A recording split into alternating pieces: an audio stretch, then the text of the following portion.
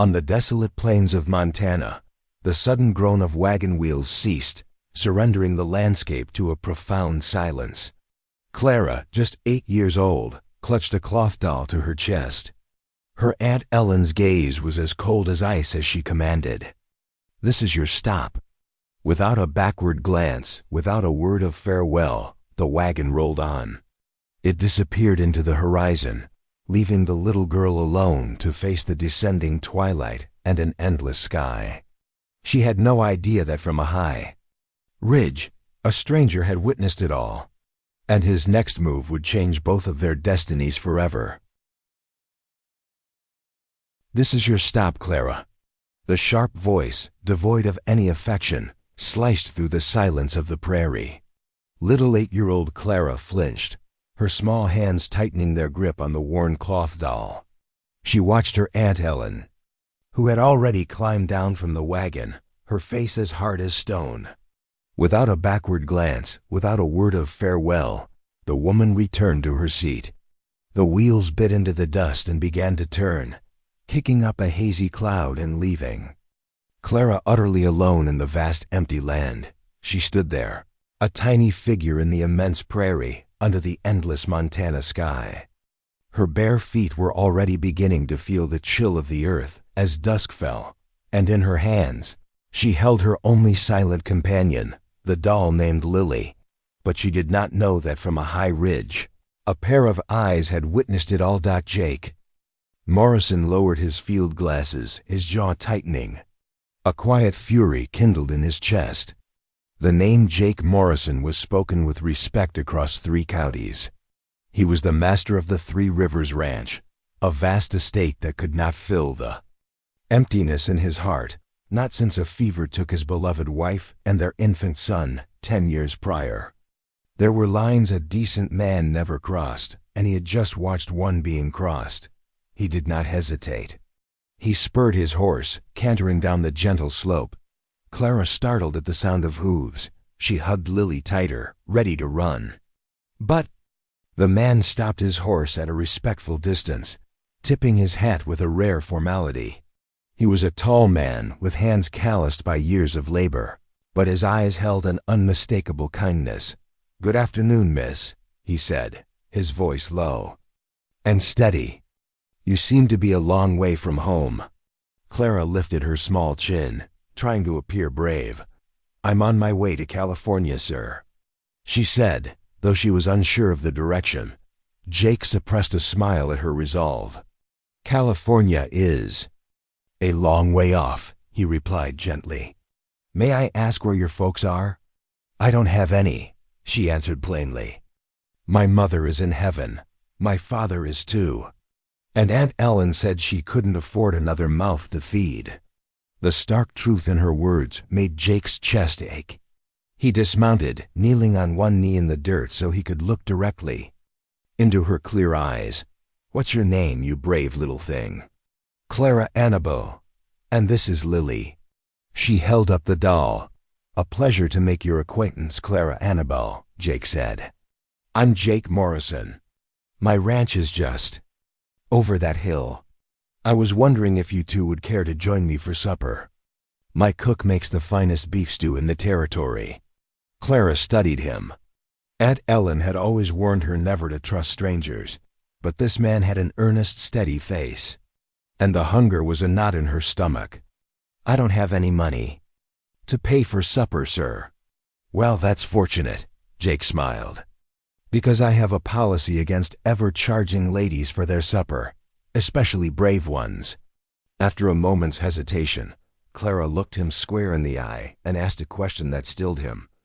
"Are you a good man, Mr. Morrison?" The simple, profound question touched the deepest part of his soul. He looked at her without a hint of evasion. "I try my best, little one. Every day I try to be." Clara was silent for a moment, then gave a solemn nod. "Lily says we can trust you." "Well, if Lily says so," Jake replied with equal seriousness, "then the matter is settled." He stood and offered his large hand. Clara hesitantly placed her small one in his. In that moment, a warmth that had long been absent crept into Jake's chest like the first rays of spring after a long cold winter. The Three Rivers Ranch, appearing under the moonlight, was unlike anything Clara had ever seen. It was not just a house, but an establishment, a solid collection of timber and stone buildings, from the barn and stables to a long bunkhouse for the cowboys. It all radiated a sense of life and purpose. At its center was the main house, its windows casting a warm yellow glow, like a promise of safety. As Jake lifted her from his horse, a woman with silver-streaked hair and a kind face emerged from the front door. This was Rosa, who had managed the household for Jake for many years.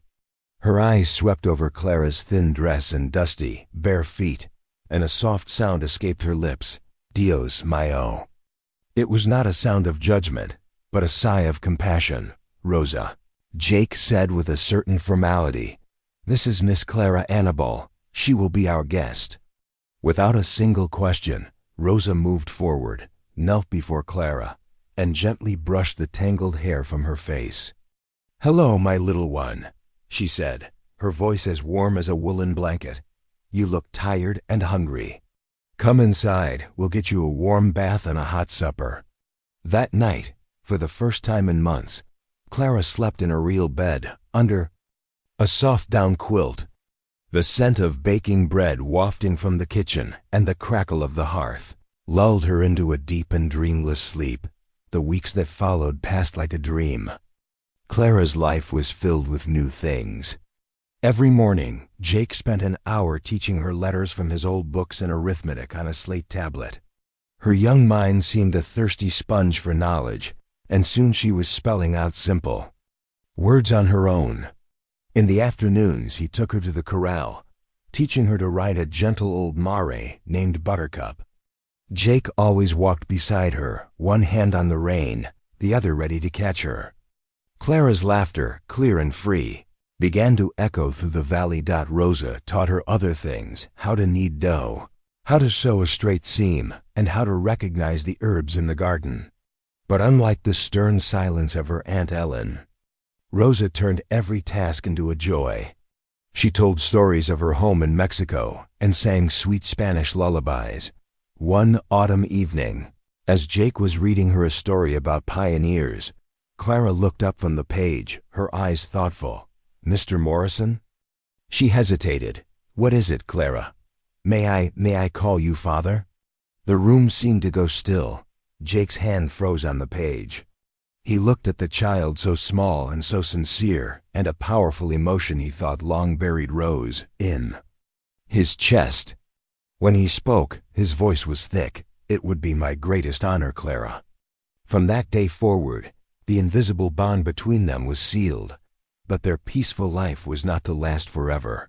One day, a man in a black suit with a severe face, a Mr. Abernathy, arrived at the ranch. He introduced himself as an inspector from the Territorial Orphans Bureau. Mr. Morrison, Abernathy said, his cold eyes sweeping the home. We've received a report of an unaccompanied minor in your custody.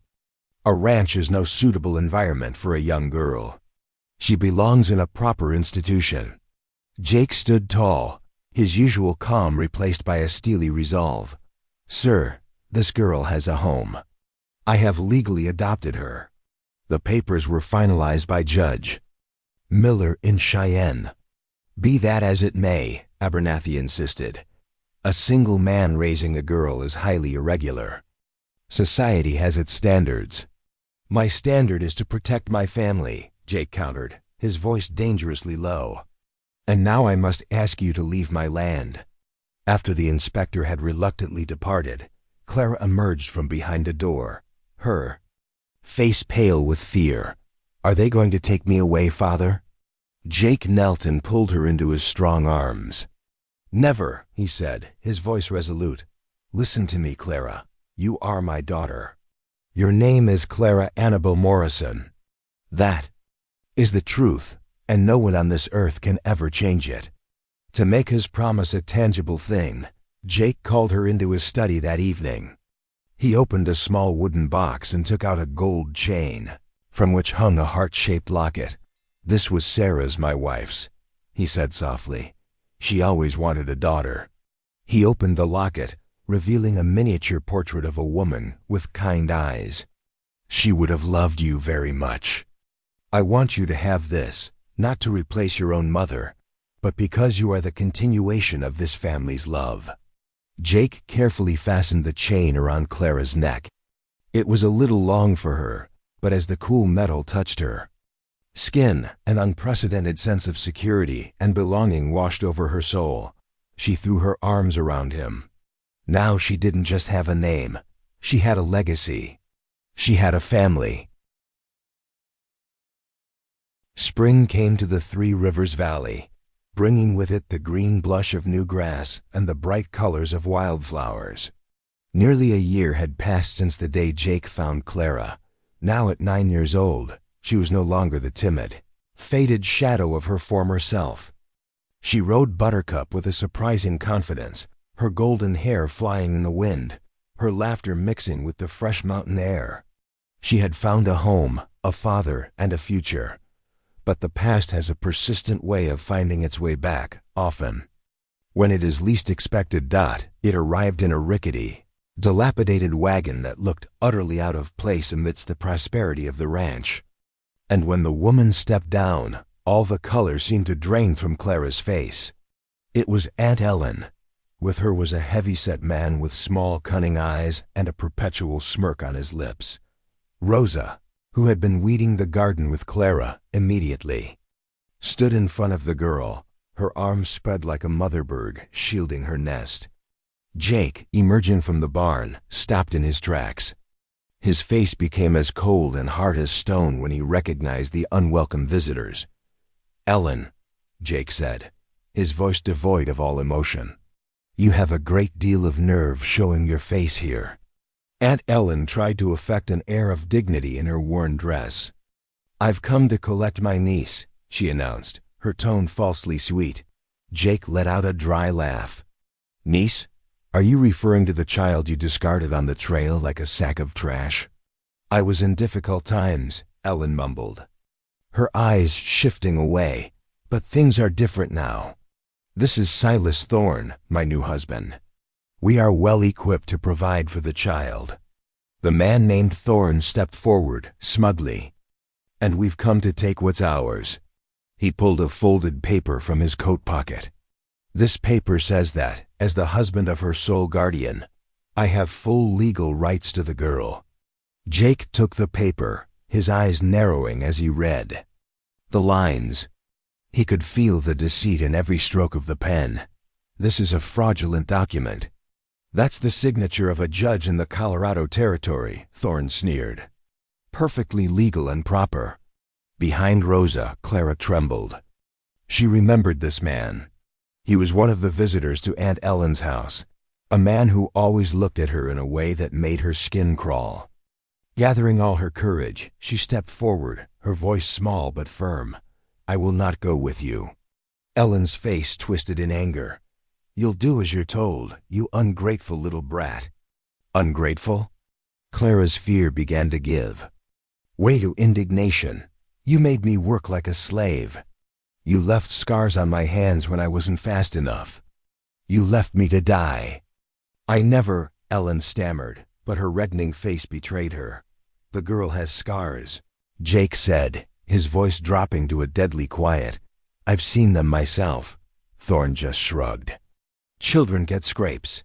Now we'll be taking her." He took a step toward Clara, but Jake was faster. In the blink of an eye, Thorne found himself on the ground, with Jake's boot pressed firmly on his chest. "Touch the girl," Jake growled, "and you die." The two rough-looking men who had come with Thorne reached for their sidearms, but froze instantly when they found themselves facing 6 rifles leveled by the ranch hands. They had appeared silently, surrounding the strangers. After a few tense, breathless seconds, Thorne struggled to his feet, brushing dust from his clothes. He glared at Jake, his eyes full of malice. "This isn't over, Morrison. I have legal papers. I'll be back with the sheriff." "You do that," Jake replied calmly. "And when you do, Make sure he knows how to tell the difference between a real document and a forgery. As the wagon departed, Jake rushed back and gathered Clara into his arms. She was shaking like a leaf in the wind. He held her tight, trying to will his own strength into her, but he knew in his heart that the real storm had only just begun. That night, after Clara had fallen into a restless sleep, Jake convened a meeting in the living room. Only he, Rosa, and Tex, his loyal foreman, were present. The firelight cast their long shadows on the log walls, and the air was heavy. "He'll be back," Jake said, his voice low and certain. "And he won't be alone next time. We can't win this fight with guns." "So what do we do, boss?" Tex asked. "We fight him with his own law," Jake declared. "First thing in the morning, I ride for Cheyenne.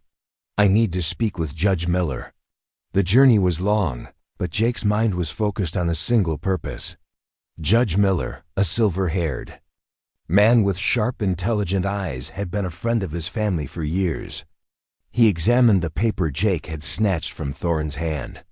"It's a forgery, no doubt," the judge confirmed, "but a clever one. Here's the problem, Jake.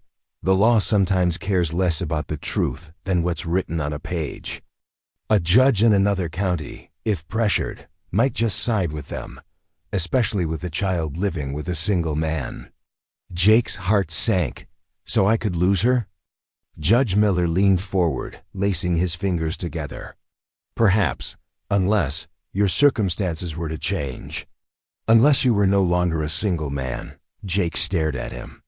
"I don't understand." "Get married, Jake," the judge said. "Plainly, if you have a wife, a respectable woman as the mistress of your home, no court in this territory could question your fitness to raise a child." Then he smiled knowingly. "And I am not talking about a marriage of arrangement. I'm talking about Rosa." Jake's world seemed to tilt. "Rosa? Good heavens, Jake. Don't tell me you've never noticed the way she looks at you," the judge said, shaking his head. "That woman has been in love with you for years. You've just been too blind to see it." On the long ride home, Judge Miller's words echoed in Jake's mind. For the first time, he truly thought about Rosa. He no longer saw his diligent housekeeper, but the woman who had turned his empty house into a home. He remembered how she had welcomed Clara with open arms, how she had stood before the girl like a lioness protecting her cub. He remembered her lullabies, her smile, her quiet, steady presence. And then he realized a simple, profound truth. He loved her. The love had been there all along, smoldering like embers under ash, just waiting for a breath of wind to burst into flame.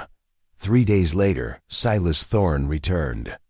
This time he was accompanied by the county sheriff, a man named Davis.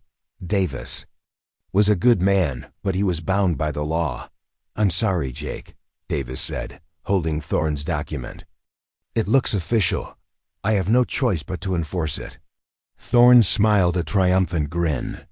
He moved toward Clara, who stood pressed against Jake's side, her face pale. "Come on, girl. Don't make this any harder." Just as Thorne's hand was about to touch her shoulder, a voice cut through the air, clear and strong. "Stop." Everyone turned. Rosa stood on the porch, dressed in her Sunday best, her hair pinned up with dignity. She walked down the steps, her eyes fixed on the sheriff. "There's something the sheriff should know," she said, her voice unwavering. "Mr. Morrison and I, we are getting married." A stunned silence fell. Thorne sputtered, "Nonsense. This is a trick." Sheriff Davis turned to Jake, a question in his eyes. "Is this true, Jake? Or is this just a show?" Jake looked at Rosa. He saw her courage, her sacrifice, and her boundless love. And all the feelings he had just come to realize within himself poured out into his words. "No, Sheriff," he said, his voice strong and true. "This is not a show. I love her. I should have told her years ago." Tears welled in Rosa's eyes, but on her lips was a radiant smile. The sheriff let out a visible sigh of relief, his face relaxing. "Well then," he said, "I suppose there's nothing left to discuss. A soon-to-be wed couple is certainly a fit and proper home for a child." He turned to Thorne. "Sir, your petition is denied." Defeated by a weapon he could never comprehend, love, Silas Thorne and Ellen slunk away in disgrace. The storm had passed, and on the porch, under the golden afternoon sun, a real family was finally born. After the gate closed behind the unwelcome guests, a peaceful silence once again settled over the Three Rivers Valley. Jake turned to Rosa, the woman who had stood as a mountain to protect their family. He gently took her hands, the hands that had cared for his home and his heart for so many years. "Rosa," he began, his voice sincere, "what I said in front of the sheriff, every word was the truth. I love you, and I should have had the courage to say it long ago." He dropped to one knee, a gesture that was both solemn and natural. "Will you marry me, not just to save Clara, but to be my wife, my partner in life?" Tears streamed down Rosa's cheeks, but they were tears of a long-awaited happiness. "Jake," she smiled, "I have always been waiting."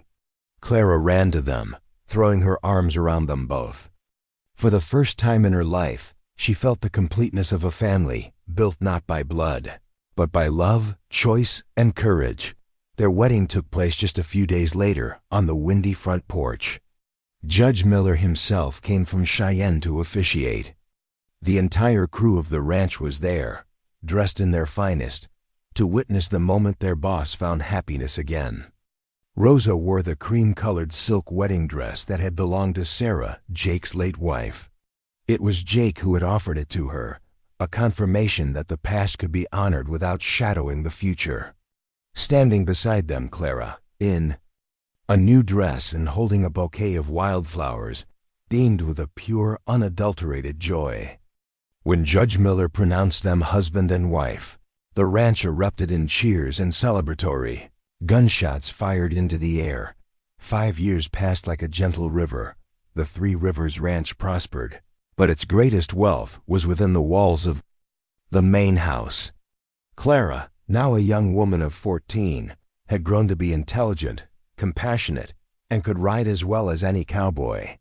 Their family had also grown, blessed with new members, a mischievous little boy named James and his baby sister, Sarah, named in honor of Jake's first wife. The laughter of children now filled the rooms that had once been cold with loneliness. One summer evening, Jake and Clara rode together to the high ridge, to the very spot where fate had brought them together. They stopped, silently watching the sunset paint the sky in shades of violet. "I still think about that day," Clara said softly, her hand unconsciously touching the locket she always wore. "If you hadn't been tracking that elk." Jake smiled, his eyes warm. "But I was there, and I believe it was no accident. I believe your first mother in heaven and my Sarah conspired to guide us to one another.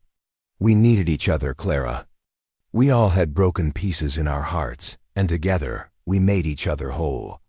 Clara looked at her father, her eyes shining with a new maturity. "Father," she said, "I've been thinking a great deal. Out there, are there other children like I was?" Lost and afraid, Jake looked deeply into his daughter's eyes. He saw not just a question, but a budding purpose. "I'm sure there are, sweetheart. Then maybe we can help them," Clara continued, her voice filled with conviction. "Our ranch is so big.